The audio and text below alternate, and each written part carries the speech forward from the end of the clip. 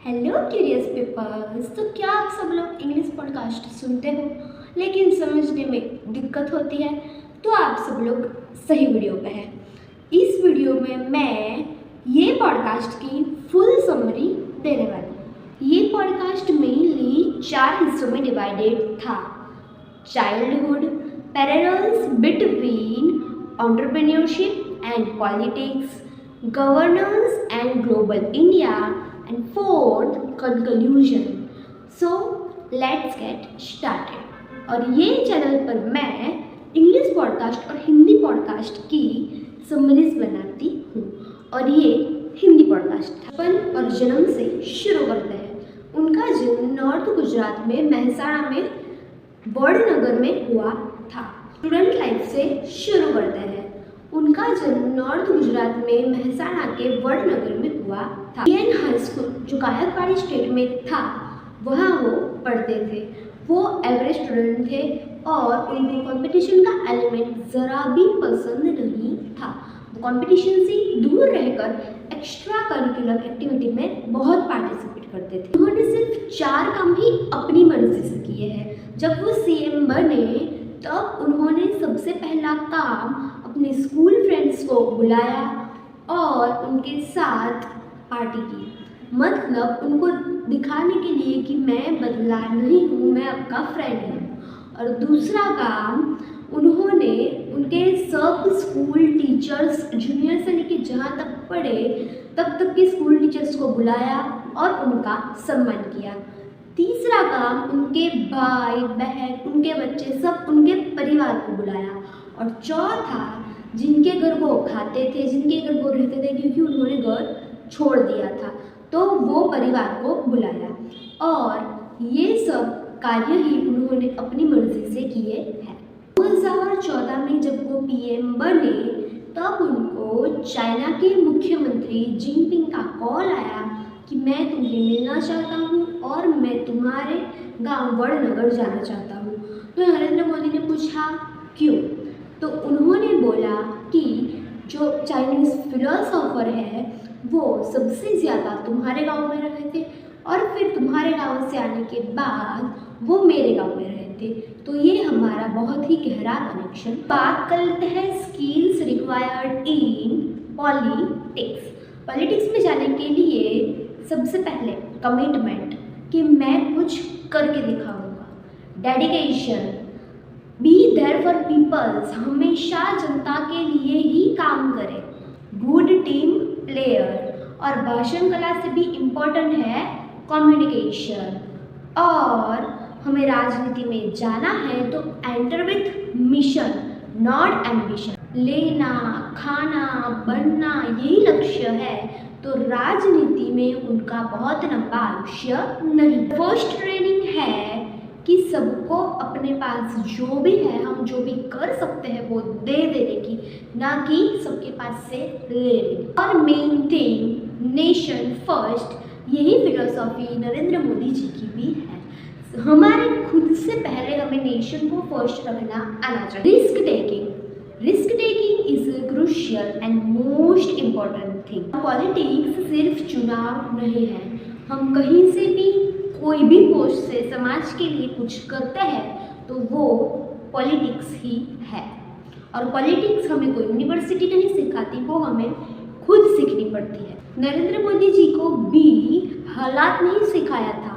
निखिल कामत ने पूछा कि आपको इतना सब कैसे आता, तो उन्होंने बताया मुसीबत यूनिवर्सिटी। इट मीन्स मुसीबत से ही सीख के इतना डेवलप हम हो सकते हैं। पीएम मोदी के 3 मोटोज जो वो देश को चलाने में उपयोग करते हैं। फर्स्ट, मैं खूब मेहनत करूँगा। सेकंड, मैं कभी स्वार्थी नहीं बनूँगा। एंड थर्ड, मैं कभी जानबूझ के गलती नहीं करूँगा। ये 3 मोटोज को फॉलो करके ही वो इतने अच्छे से देश को चला रहे हैं। पीएम मोदी की सिर्फ एक आइडियोलॉजी है, नेशन फर्स्ट। मतलब नेशन को फर्स्ट रखो और फिर नेशन को फर्स्ट रखने में जितने भी कार्य हो वो सब करो। आइडियलिज्म इज इम्पैक्टफुल, मतलब हमारे पास बहुत सारे आइडियलिज्म होने चाहिए, लेकिन गोल सिर्फ एक ही होना चाहिए। कोई भी एक गोल परस्यू करो और उसके अंदर जो भी कार्य आते हैं वो करो, वो ही है आइडियल एंड आइडियलिज्म। उन्होंने फेलियर से भी बहुत कुछ सीखा है। जब हमारा चंद्रयान 2 लैंड नहीं हुआ था, तब उन्होंने सब चंद्रयान के लोगों को और सब एस्ट्रोनॉट्स को बुलाया और उनको जितना भी हो सके उतना मोटिवेशन देके चंद्रयान 3 को सफल बनाया। मतलब वो एक बहुत ही सपोर्टिव नेचर के है। चुनाव बस एक पॉलिटिक्स का पहलू है, चुनाव ही पूरा पॉलिटिक्स नहीं है। अनुभव से ही हमें सब कुछ आ सकता है।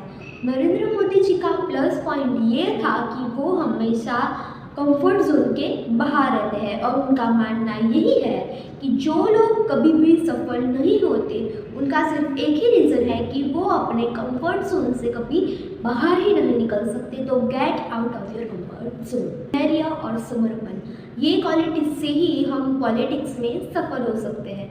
पॉलिटिक्स में सब लोग इन्वॉल्व है। वोटर भी एक पॉलिटिशियन ही है, क्योंकि वो सोचता है कि उसको किसको वोट देने हैं, तो वो भी एक तरह का पॉलिटिशियन ही है। यंग जनरेशन को लगता है कि पॉलिटिशियन बनने के लिए बहुत सारे पैसे खर्च करने पड़ेंगे चुनाव में, प्रचार प्रसार। जी नहीं, पीएम के गांव में एक जन ने बहुत पहले चुनाव लड़ा था और सिर्फ 250 में ही पूरा चुनाव खत्म हुआ था।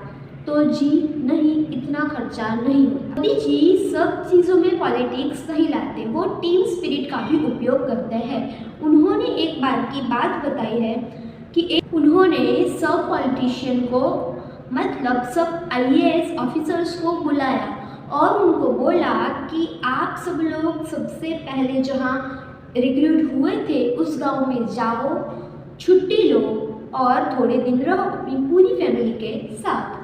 तो वो लोग गए और आए, तब फिर से मीटिंग बुलाई तो मोदी जी ने पूछा कि एक सीरियस क्वेश्चन पूछा कि क्या आप सब लोग गए थे तब से लेके अब तक वो काम वही है, मतलब वही स्तर पे है या प्रोग्रेस हुआ है? तो वो लोगों ने बोला वैसा ही है। तो उनको सेल्फ रियलाइजेशन हुआ कि उनको वो गांव में कुछ करना पड़ेगा, मतलब वो गांव की प्रोग्रेस उनके हाथ में है।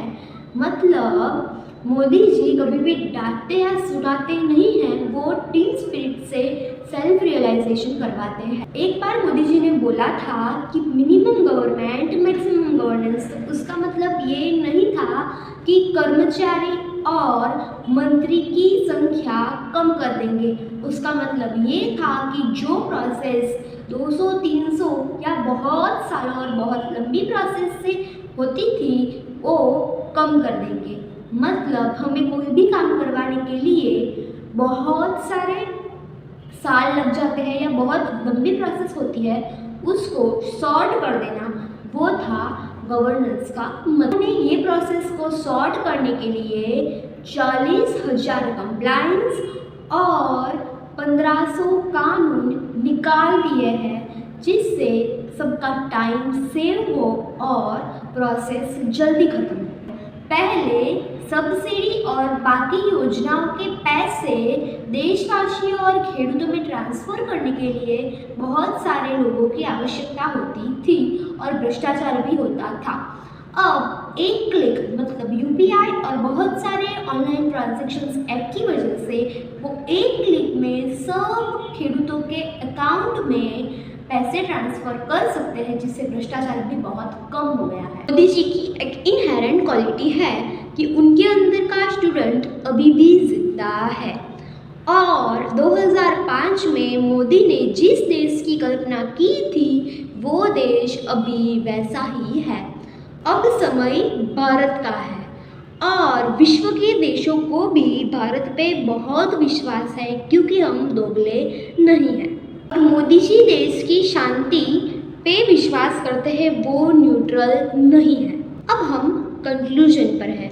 मोदी जी वही है, पद प्रतिष्ठा और सत्ता बदली होगी लेकिन वो ही है। और tips for giving best speech is experience से सीखो। मोदी जी ने भी जब वो चाय बेचते थे तब वहाँ मुंबई के लोग आते थे, उनसे हिंदी सुनकर और उनसे बातचीत करके उन्होंने हिंदी सीखी है। 3 सप्ताहों में उनकी विचार सरणी कैसी थी, चलिए जानते हैं। फर्स्ट फेज में वो नेशन को जान रहे थे और नेशन उनको जान रहा था। सेकेंड फेज में वो पहले से कहाँ तक देश को लाओ, देश को कितना विकसित करो पहले के मुकाबले, वैसा सोचते हैं। और थर्ड फेज में उनके सपने बहुत बढ़ गए हैं, वो अब फ्यूचरिस्टिक हो गए हैं। अब देश को यहाँ से वहाँ तक कैसे ले जाओ वो सोचते रहते हैं। और एआई का मतलब उनके लिए एस्पिरेशनल इंडिया है। पॉलिटिशियन बनने के लिए क्वालिफिकेशन में तो बस यही चाहिए कि हम कुछ भी बोल रहे हो, हमारा एक शब्द भी इधर का उधर नहीं होना चाहिए और 24/7 कॉन्शियस रहना पड़ेगा। और तो और बहुत सारी अनलिमिटेड क्वालिटीज़ चाहिए जो हमें कोई यूनिवर्सिटी नहीं सिखाती। और वुमेंस के लिए एक एडवाइस है कि उनके अंदर के लीडरशिप क्वालिटीज़ को बिल्ड करो, क्योंकि फ्यूचर में एमएलए में भी 30% वुमेन रिजर्व आएगा, तब देश को वुमेन्स की ज़रूरत पड़ेगी। और सेकंड, पॉलिटिक्स, राजनीति को बुरा मत मानो, चुनाव ही पॉलिटिक्स नहीं है। राजनीति मतलब भाजपा में ही आओ वैसा नहीं है, कहीं से भी देश की हेल्प हो वैसा काम करो। सो ये था आज का video. I hope you like my video. Please do like, share and subscribe to my channel.